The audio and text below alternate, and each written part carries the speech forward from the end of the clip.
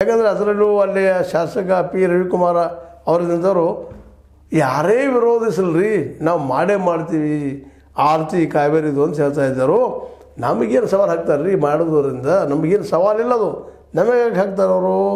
ಇಂಥ ಸವಾಲಿಗೆ ರೈತ ಸಂಘದವರು ಬಗ್ಗೋದಿಲ್ಲ. ಆನೆಕಟ್ಟೆ ಉಳಿವಿಗೆ ಮತ್ತು ಪರಿಸರ ಸಂರಕ್ಷಣೆಗಾಗಿ ನಮ್ಮ ಹೋರಾಟ.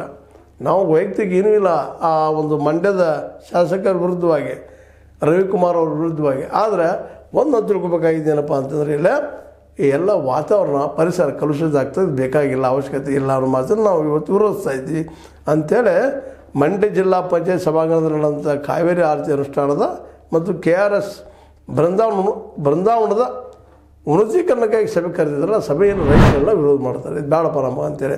ಯಾಕಂದ್ರೆ ಇದರ ಅವಶ್ಯಕತೆ ನಮಗೇನಿಲ್ಲ. 10,000 ಜನ ಸೇರಿಸೋದು, 10,000 ಅದೆಲ್ಲ ಹೊಲಸಿಡಿಸಿ ಹೋಗೋದು, ಆ ಸುತ್ತಮುತ್ತ ಆನೆಕಟ್ಟೆ ಸುತ್ತಮುತ್ತ ಇದು ಅವಶ್ಯ ಇಲ್ಲ. ಮತ್ತು ಕಾವೇರಿ ಆರತಿ ಇದು ದೊಡ್ಡದಿಲ್ಲ, ಸಣ್ಣದ ಒಂದು ಕಾರ್ಯಕ್ರಮ ಮಾಡಿ ಬಿಡುವಂಥದ್ದು. ಅದು ಪಬ್ಲಿಸಿಟಿಗೆ ಏನು ದುಡ್ಡು ಹಾಳು ಮಾಡ್ಲಿಕ್ಕೆ ಹೋಗ್ಬೇಡ್ರಿ. ಜನಸಾಮಾನ್ಯ ಟ್ಯಾಕ್ಸ್ ಅದು ಹಾಳು ಮಾಡಿಬಿಡ್ರಿ ಅಂತ ಒತ್ತಾಯವನ್ನು ಸರ್ಕಾರದ ಮೇಲೆ ಆಗ್ತಾ ಇದ್ದಾರೆ. ಅದರಲ್ಲೂ ಜಿಲ್ಲಾ ರೈತ ಹಿತರಕ್ಷಣಾ ಸಮಿತಿ ಸಂಘಟನಾ ಕಾರ್ಯದರ್ಶಿ ಸೊಣದ ಜಯರಾಮಂತಿ ಅವರು ಸ್ವಚ್ಛವಾಗಿ ಹೇಳ್ತಾ ಇದ್ದಾರೆ, ಕರ್ಪೂರದ ಆರತಿ ಮಾಡಲು 92 ಕೋಟಿ ಬೇಕಾ? ನಿಮ್ಮ ಮನೆಗಳಲ್ಲಿ ಆರತಿ ಮಾಡಲು ನಮ್ಮ ಅಭ್ಯಂತರವಿಲ್ಲ. KSR